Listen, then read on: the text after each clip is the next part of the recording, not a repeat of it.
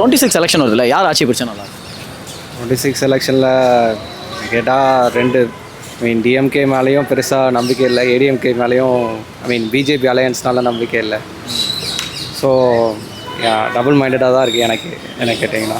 So DMK ADMK BJP வரலாம், but ஆனால் அவங்களோட நடவடிக்கைகள்லாம் கொஞ்சம் பிரச்சனையாக தான் இருக்குமோன்னு பயமாக இருக்குது. At the same time DMK சைட்லேருந்து நிறையா ஊழல் இஷ்யூஸ்லாம் நிறையா போயிட்டுருக்கு தெரியல. ஆனால் எனக்கு என்ன தோணுதுன்னா டிஎம்கே தான் வருவாங்கன்னு தோணுது. டிஎம்கேக்கு ஒரு காம்படிஷன் தர அளவுக்கு யார் வருவாங்கன்னு நினைக்கிறீங்க? டிஎம்கேக்கு காம்படிஷன் தர அளவுக்கு யாரும் வரமாட்டாங்கன்னு தான் தோணுது. யாருமே அவ்வளோ ஸ்ட்ராங்கான லீடர்ஸ் யாருமே இல்லை. இப்போ ஒரு பெரிய ஸ்டார் விஜய் வந்திருக்காரு அரசியலுக்கு, நிறைய யங்ஸ்டர்ஸ் அவருக்கு தான் சப்போர்ட் பண்ணிட்டு இருக்காங்க. தெரியல, விஜய் ஒரு எலெக்ஷன் முடியட்டும், அதுக்கப்புறம் தான் அவரோட ஸ்டாண்ட் எவ்வளோன்னு தெரியும். அட்லீஸ்ட் ஒரு 10% ஓட்டு எடுத்துட்டாரு, அதனாலே அது ஒரு பெரிய விஷயம் தான் சொல்லுவேன். ஸோ அப்படி எடுத்துட்டாருன்னா ஒரு பெரிய தலைவராக உருவாகிடுவார். ஆனால் தெரியல. இப்போ டிஎம்கே மேலே நிறைய விமர்சனம் இருக்குல்ல, எப்படி அவங்க மறுபடியும் ஆட்சி பிடிப்பாங்கன்னு நினைக்கிறீங்க? ஏன்னா வேறு யாரும் ஸ்ட்ராங்கான ஆப்போசிஷன் இல்லை. எவ்வளோ விமர்சனம் இருந்தாலும் ஸ்ட்ராங் ஆப்போசிஷன் யாருமே இல்லைல்ல. பிஜேபி ஏடிஎம்கே அலையன்ஸும் எனக்கு தெரிஞ்சு ஏடிஎம்கே உங்களுக்கு சோஷியல் மீடியாவில் பெருசாக அவங்களோட வாய்ஸே இல்லை.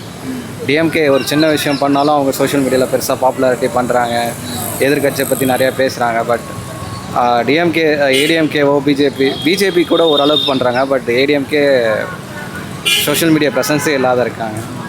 உங்கள் உங்களுக்கு யார் அரசியல் தலைவராக வந்தால் நல்லாயிருக்கும்?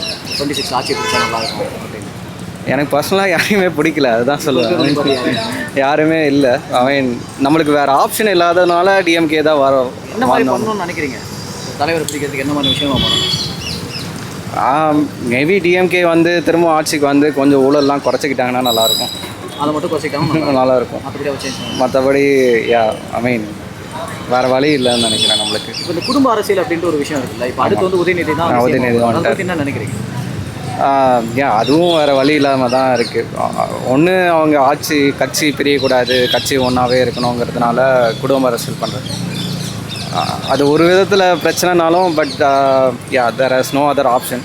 பிஜேபி மாதிரி அவங்க கட்சியை முன்னிலைப்படுத்தி ஆட்சியாளர்கள் கட்சி தலைவர் தான் சூஸ் பண்ணுவார், அந்த மாதிரி இருந்திருந்தால் பெட்டராக இருந்திருக்கும். பட் இப்போது there is no going back on it.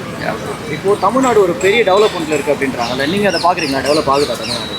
கண்டிப்பாக தமிழ்நாட்டில் ஒரு நல்ல டெவலப்மெண்ட் தான் இருக்குது கம்பேரிட்டிவ்லி. ஆனால் இது கொஞ்சம் ஸ்டாக்னன்ட் ஆன மாதிரி தான் இருக்குது. லாஸ்ட் ஒரு 20 இயர்ஸ் இதுக்கு முன்னாடி கலைஞர் ஜெயலலிதா அந்த டைமில் நிறைய க்ரோத் இருந்திருக்கு. அதை நம்ம இப்போ ஓரளவுக்கு பார்க்க முடியுது. கம்பேரிட்டிவ்லி நம்ம ஜிடிபிலேயோ இல்லை நிறைய விஷயங்களில் நம்ம க்ரோ ஆகிட்டு தான் இருக்கோம். நிறைய ஆட்டோமொபைல் இண்டஸ்ட்ரீஸ் வராங்க, நிறையா பண்ணுறாங்க. பட் இந்த க்ரோத் ரேட் போதுமா? இல்லை தமிழ்நாடு இப்போது டிஎம்கே இன்னும் கொஞ்சம் பெட்டராக பண்ணாங்கன்னா இன்னும் நல்லாவே க்ரோ ஆகிறதுக்கான ஆப்பர்ச்சுனிட்டி இருக்குது. பட் அந்த ஸ்பீடில் நம்ம ஒன்றும் க்ரோ ஆகலான்னு தான் எனக்கு தோணுது. வேறு வழி இல்லாமல் டிஎம்கே தான் வருவாங்க. கரெக்டியா?